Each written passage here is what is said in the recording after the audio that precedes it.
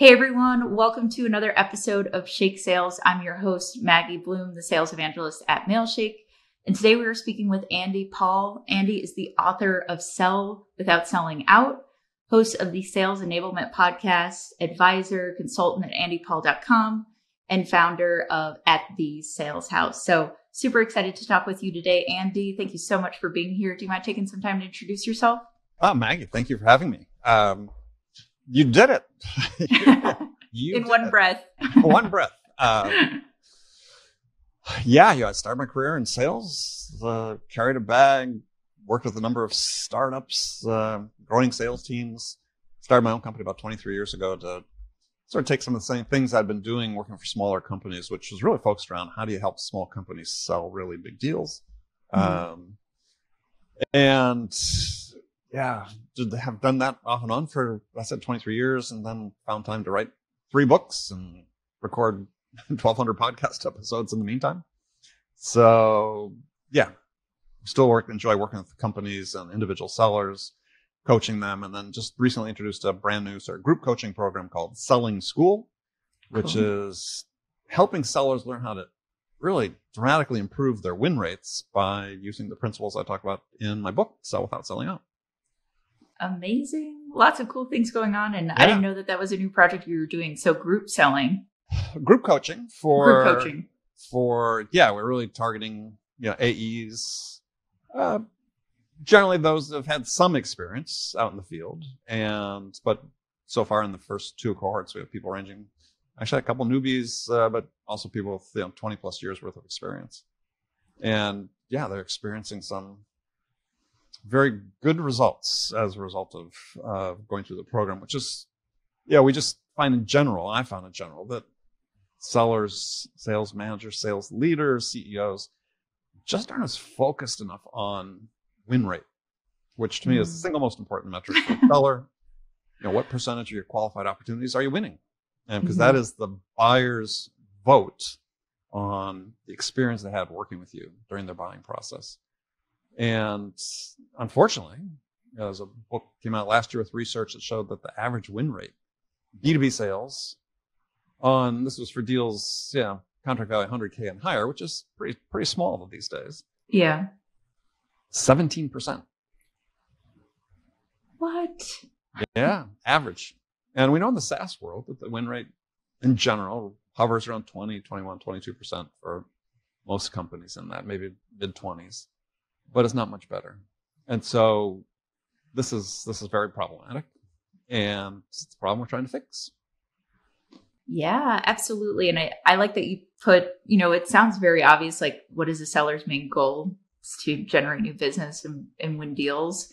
And I talk about it more in the concept of cold email. A lot of people will talk to me about, what metrics should we focus on? And the main goal of a cold email is to get a response, whether that be positive or negative. But so many people are fixated on so many other parts of it. Not that there's like a huge long process with it, but I'd say that probably the same relates with sales, where we're fixated on all these different numbers. And it's like, okay, well, this is the end goal. And where are we at compared to that? And 17% is shockingly low. I didn't think it was going to be that low. It is shockingly low. And it's why are we in sales, right? I mean, we have all these reasons about, we want to make money out of it and so on, help people. And sure, all good. That's all part of my mission statement. But at the end of the day, you're trying to win. If you're not winning, why are you in sales? And you're not helping yourself. You're not helping the customer. You're not helping your company. And the fact there's so little focus on it is for me, is quite shocking. We have sellers coming into our cohorts for this group coaching program. And I would say 90% of them do not know their win rate. And it's because they're not being told that it's important, right? It's maybe it should be intuitive to some, but okay, as a sales leader, sales manager, that's what you should have as your number one metric for your team, not how many cold calls we made and so on and so on and so forth. Because connect rate. There's so many people write about or talk about, we've got a pipeline problem, and my contention is, as long as your win rates are so low, you don't have a pipeline problem. You've got a winning problem. And you start winning more of your opportunities, then you may indeed have a pipeline problem because you need more pipeline. Yeah, to do But that. there are companies that are spending tons of money and resources frantically trying to fill the top of the funnel, and they're flushing most of those opportunities. Mm-hmm. So it's like, makes no sense. Yeah. Yeah. It's like we're putting in all the time and effort just to let it fall off somewhere along the way. And one thing that's helped me, you know, and I know we're focusing on one part of this conversation is discovery. And I feel like, you know, before I got better at discovery and really learned what the purpose of discovery was, and I'm still learning and getting better at it. But sure. I think that was kind of the key of helping me win more deals versus not. And I know that if I wasn't, you know, and there was other things involved, but if I got the discovery wrong, which I realized I was doing pretty horribly before I got some training around it from an awesome coach out there, Mark Akers, you know, I wasn't doing a good job closing deals. My win rate definitely wasn't good. It probably was around that 17%. And at the time I didn't know because it wasn't a number that, you know, I was told to care about. And I know that that's kind of what sparked this conversation. And sure. Obviously I wanted to talk with you and have you on here, but I saw you on a webinar just talking a little bit more about the concept in your book. And you mentioned that the purpose of discovery is to get the buyer to think more deeply and broadly about the problem they were trying to solve. Right. So, yeah, I guess like, how do you get them to think more deeply about it? Do you have a framework for this? Well, it's sort of. I mean, you start with this idea that there's a reason the buyer's talking with you. Mm-hmm. And if it's just to gather information about your product or service, whatever you sell, they don't really need you for that. I mean, that information's all available online. And so this is where really, you know, the rubber really meets the road in terms of, can you as a seller start, you know, adding value in some dimension that helps the buyer in their decision-making process. Mm-hmm. And so when you think about it, is so why do buyers want to talk to sellers? I mean, you see all this survey data out there saying, oh, they don't want to talk to, you know, 75% of beauty buyers don't want to talk to sellers. Mm-hmm. Well, that's just not right? They don't want to talk to the salesy seller. They don't want to talk to the seller that's all about, you know, hey, I'm going to pitch you and persuade you to buy my product, without first trying to really understand what's most important to the buyer. And so self-aware buying organizations know they need to talk to sellers. They have somebody come in and ask them the questions they don't know to ask themselves. So they can think and understand more deeply exactly what is the challenge they have. They may think they understand it, but hey, you as a salesperson, you've been dealing with lots of other companies. You've got some insights, some experience, some value you can shed on, and light you can shed on what they're trying to do. They need your questions, right? Because, as you said, not only just to think more deeply and broadly, but to think differently about their problems and the potential outcomes they can achieve. So that's really the focus of discovery is what we're trying to do is we're trying to help the buyer really define what it is they're trying to do and what it is they want to accomplish. And we do that by asking them questions that cause them to think, not just to take a survey like most discovery is for sellers is, ask a question, check a box, got that answer, got that answer, got that answer. Well, you don't really understand anything about the buyer at that point. You know some facts and figures about them, but you don't really understand what's really driving them. So that's what you're trying to get to with discovery. Got it. So for them to think about that problem, and like you said, the self-aware buyer, but do you feel like a lot of people that are coming into these conversations of discovery are self-aware buyers?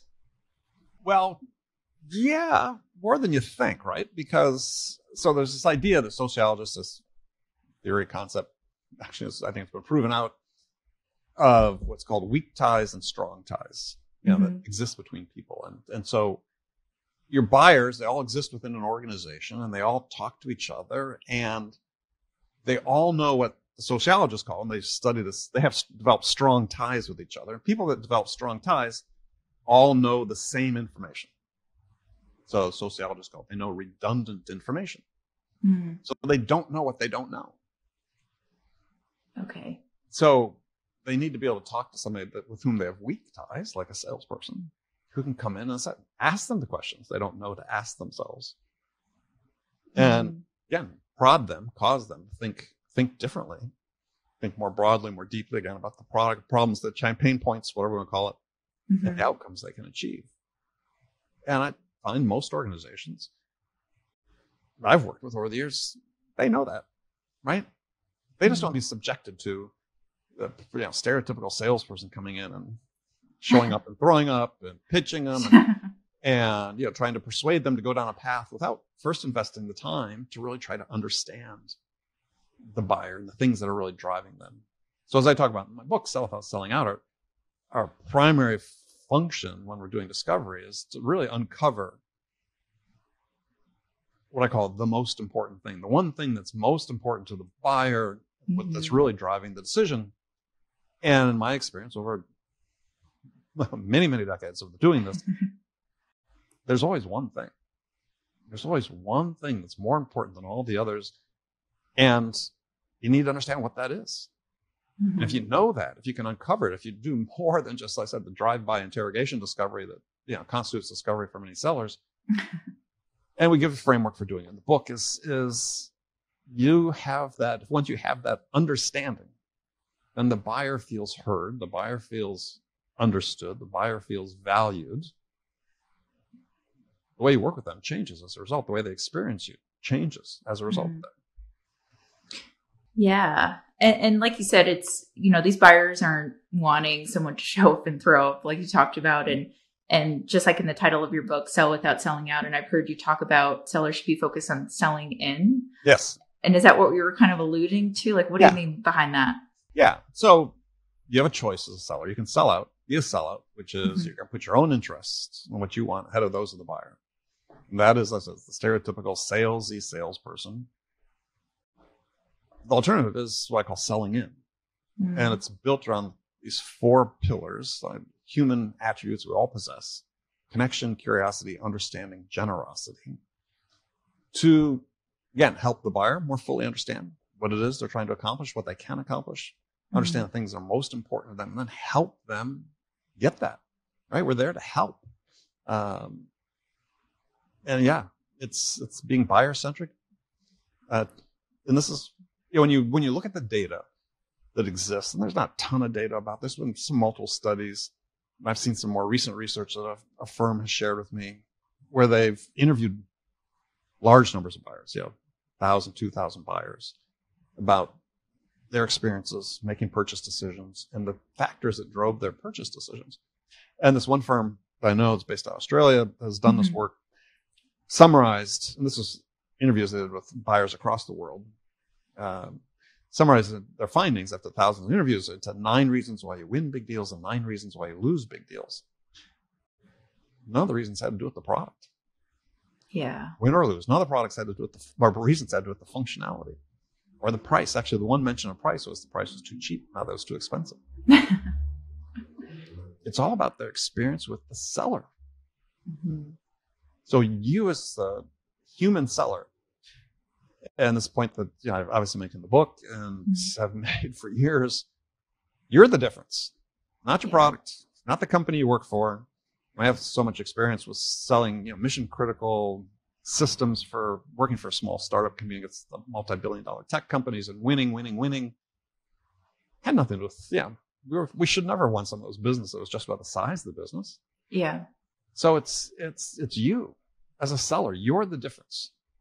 And this is one of the real problems in sales that exists that I think really contributes to the low win rates, is that there's so much emphasis on process and metrics and things that don't really top of funnel, things that aren't really selling. Right? I mean, for me, prospecting is very necessary. We want to be good at it, but it's not selling. It's basically marketing. Yeah. And so, we've got all this attention focused on that, but when it comes down to the blocking and tackling, the nuts and bolts of how do we have a conversation with a buyer and how do we help them complete their job of making an informed decision, we don't spend enough time on that. So that's something I've been trying to change over the years, but that really has to be the focus. And how do we help individual sellers feel confident that they can make that happen? Yeah. Oh my gosh, this just sparked so many things that I've been thinking of in like the last year. And I have my own kind of like side podcast that I do of how buyers buy, where I just do an interview of buyers. It's 3 questions about, it's really to ask what their pet peeve is about salespeople. So it's more fun than practical tips. No, it's great. It's great. We need that information. Yeah, it's more just kind of like fun stories talking about there. But, something I talked about recently with David Primer, he has a book out there called Cerebral Selling. Yeah. And he talks about this idea of, a lot of the times, and this isn't for every case, but, sellers get in a seat where they're selling to someone who's at a senior level or more senior level than they're at. So they feel almost like insecure to have those interactions. And so that's where they feel like, okay, well, I'm just going to show them this product, or I'm just going to talk about how big our company is, or I'm just going to talk about this, instead of having that confidence of like sitting there talking about the problem and talking, and uncovering that pain with the buyer there too.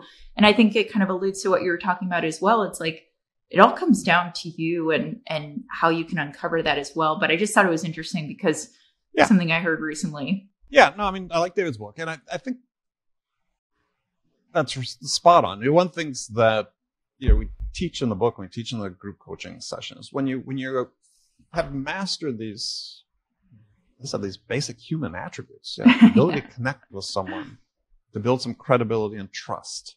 There's not huge mystery about it, but we don't teach it, right? Is like to say we do a pretty good job of training humans how to be sellers, but we don't ever teach the sellers how to be human. And this is what gives you this confidence to operate in the environments you talk about.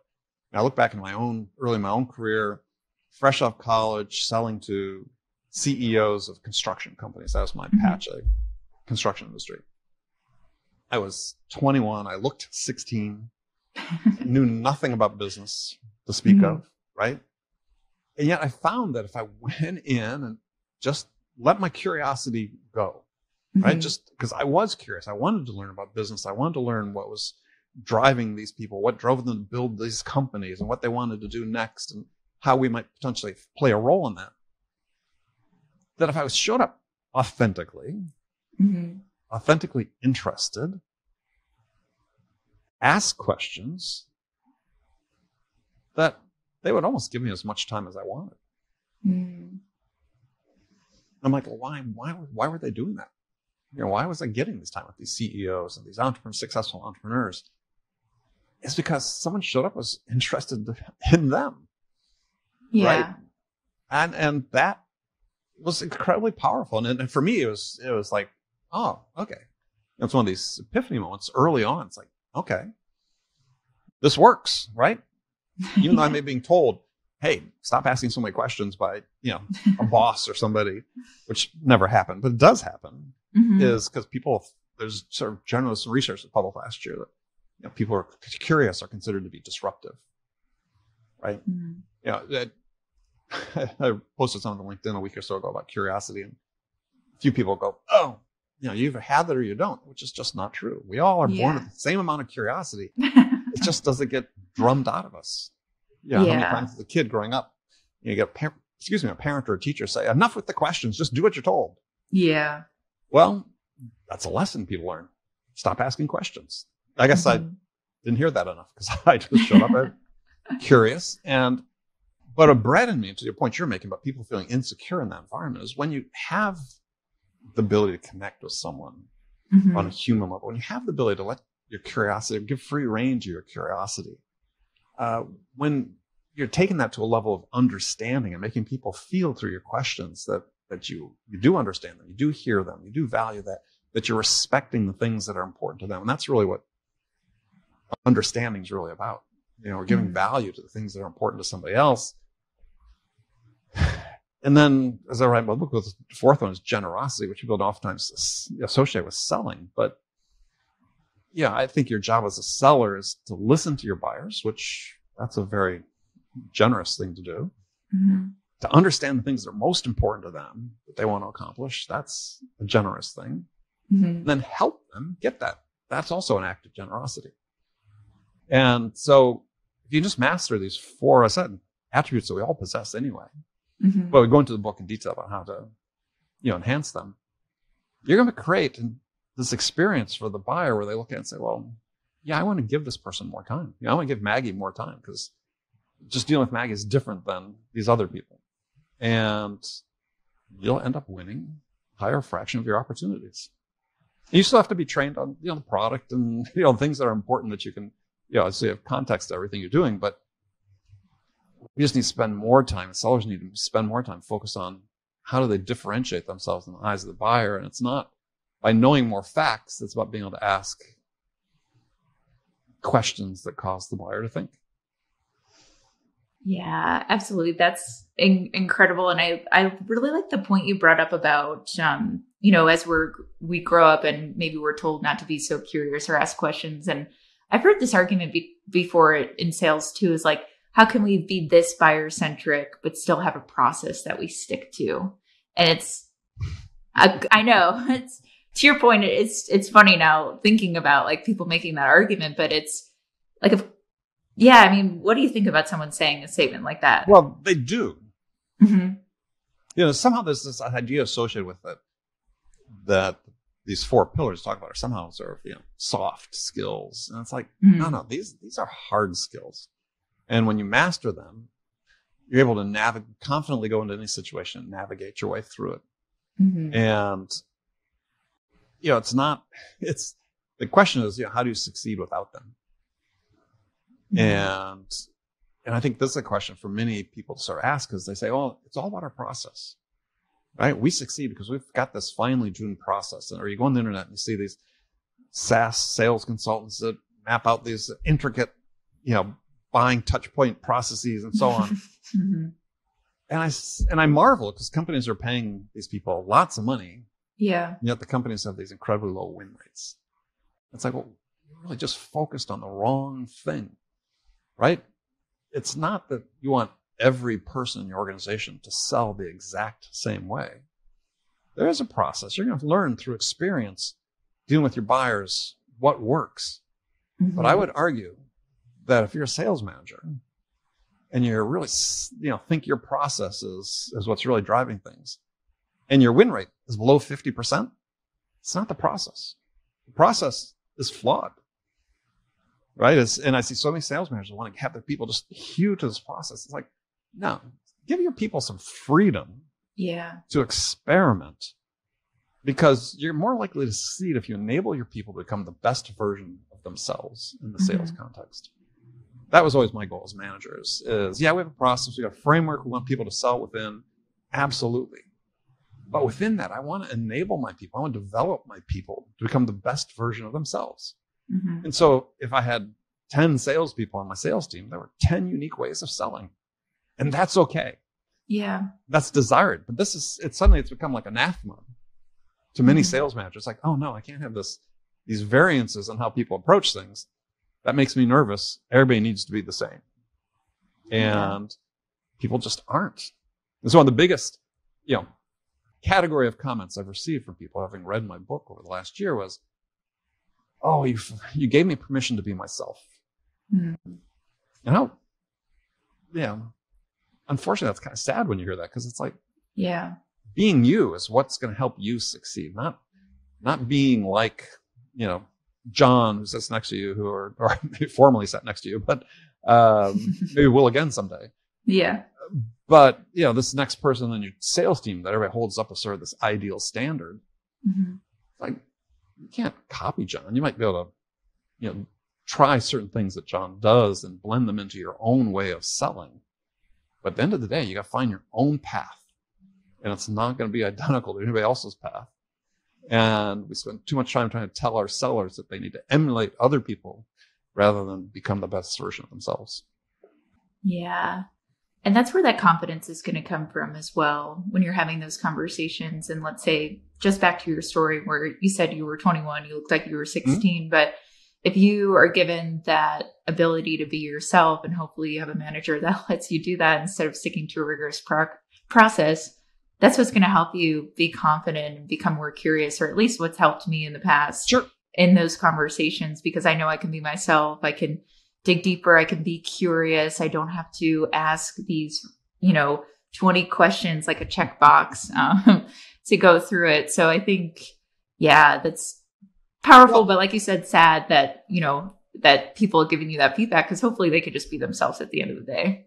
Yeah. Well, what you want to reach the point where you feel confident as a seller, you can go into any situation. You do your preparation. You'll be meeting with maybe a senior executive, maybe not, depending who you're meeting with. But you don't know what the person's going to say. You don't know necessarily what's top of mind for them. But you have the confidence to go in and navigate that situation. Yeah. You don't need to know all the answers, right? You need to be able to think on your feet and perhaps come up with some new questions that you never asked before. Take the information that's given you and blend it with your experience and your expertise and whatever knowledge you have and ask questions. If there's something you don't understand, ask more questions that the buyer says. Ask more questions so you understand it. And this is another thing that, again, isn't stressed enough, and you hear it on recorded phone calls where seller will ask a question, they get an answer, and the seller doesn't really understand the answer. Your instinct as a seller should first be is not, oh, I got to move to the next question. It's like, no, dig down at that so you can really understand it. That's how you're showing respect to your buyer. If you walk away and they tell you something you don't understand, and you walk away without fully understanding it, you just are wasted their time. Yeah. Right? You're going to have to come back to them at some later time and get a clarification, or maybe it just didn't strike you that was important. You have to ask the additional questions. And again, this is how you're showing respect for the buyer, for the time and attention they're investing in you. And they're happy to give you that time because you're going to ask a good question. Yeah. And go deeper onto it. And that's just showing that you care in those situations as well, that you're listening, you're going deeper to what they're saying, and you're really trying to understand it instead of there's this whole agenda, which when you have an agenda like that, it reads loud and clear to the buyer out there when you have it. Absolutely. It's like, I know Maggie's just trying to get to the next thing here, push me somewhere. Right. And without even trying to be super pushy, or maybe you don't sound pushy, but it feels that way to the seller. Oh, absolutely. Absolutely. And this is another thing about, self-awareness as a seller is, are you aware of how you're being perceived? And it's not always easy, but you have to be attuned to it, right? And be attuned to the buyer and say, am I coming across a little pushy? Am I coming across a little salesy? Maybe if it's unintentional, right? If that's the case, what am I going to do to change? And that's something you want to learn from, right? Maybe you can't change it in the moment when you're with a particular prospect, but we are continually evolving as individuals, as humans, as sellers. What's the feedback? If, for instance, you're also going through a rough patch as a seller, maybe you've had some opportunities you thought, sure, you're going to win, and you end up not winning them. Are you going back and asking the buyer, what happened? Let's talk about this. Let's deconstruct that. What could I have done better? What did I do? How did I compare to the other people? What did you need from me that you didn't get? And there seems to be a reluctance as, let's leave that to the consultants to do win-loss analysis. No, as a seller, you have to ask those questions, both winning and losing, because you understand. And so you want to change, you want to evolve, you want to do better. Yeah, hopefully. Well, hopefully. Yeah. Well, if there are people that don't, selling is not for everybody, right? And by the same token, though, if there, as I mentioned before, if there's a million people in sales, there's a million different ways to do it. It's not that there's necessarily one way is better than the other. What's the best way is the way that works for you, that gives you, I said, you're to the point where you're winning more than you're losing. And the way I do that, it's going to be different than everyone else does it. And that's okay. That's the way it should be. And what we want is managers who recognize that and are encouraged to help develop people along individual paths. Yeah, and developing them in those ways that they are different. And like you said, when having like 11 sellers on your team, it's 11, different ways that they're going to be selling to. And being yourself at the end of the day, because like the main goal and the first thing we talked about today is 17% is a wildly low rate of closed won deals. And that's the main purpose that all of us are in sales. All of those other, numbers, matter, but they don't matter as much as that main number in there of the win rate. Well, this is a competitive business. I think I would hope that a lot of people got into sales because they're naturally competitive. I mean, it's hard to be in it for a long time because you're not competing. I mean, most of the time you're competing against yourself. Yeah. Right. And that's sometimes hard for some people to sustain, but every day you have to sort of compete against, some instincts to tell you not to do certain things. Don't make that call. You have to compete against sort of learning new things, but you are also competing against, say, you're not competing against the customer, but you're competing to win that business. Yeah. And whether that's, against the status quo for the customer, which is sometimes the case, or, other competitors, but you have to like winning to be in this business. It has to drive you to a certain degree because that's part, I am, in sales and have been for a long time to help my buyers, but that's just part of it. I'd want to win as well. Yeah. Yeah, that's behind it all. And like you said, whether we're competing against ourselves or decisions that we're making during the day too, that's at the core of it. Amazing. I could talk with you about this all day, Andy. Thank you. Do it again. Yeah. Thank you so much for talking with me today and talking about the ideas around discovery and the concept in your book of selling in, and super, super useful for listeners out there. But where can people learn more about you, more about your group coaching too? Sure. So they can follow me on LinkedIn. So pretty visible there. If you just search Andy Paul, the LinkedIn handle is real Andy Paul, I think, after the usual preamble. They come to andypaul.com, and we're in the process of updating that. So, and then I think if they go to for selling school, let me make sure I get the right link. It's sellingschool.andypaul.com, and you can register for a future session. We're currently running those once a quarter. It's a 5-week program that we do a 2-hour workshop once a week, and then we have multiple small group coaching sessions during the week. And so lots of opportunity for engagement. When I say we, with my co-coaches, Amy Rahovchek and Meg Mishak. And the goal is help you win more. And that is, those results are showing up if people have been in the course. You come to the site, there's a, video you can watch and so on. But otherwise, if you just want to reach out to me, message me on LinkedIn. Love to connect. Amazing. Well, Andy, thank you so much for being on this episode of Shake Sales. We really appreciate you being here. Hey, thanks for having me. All right. And thanks everyone listening for another episode. We'll catch you next time. Bye.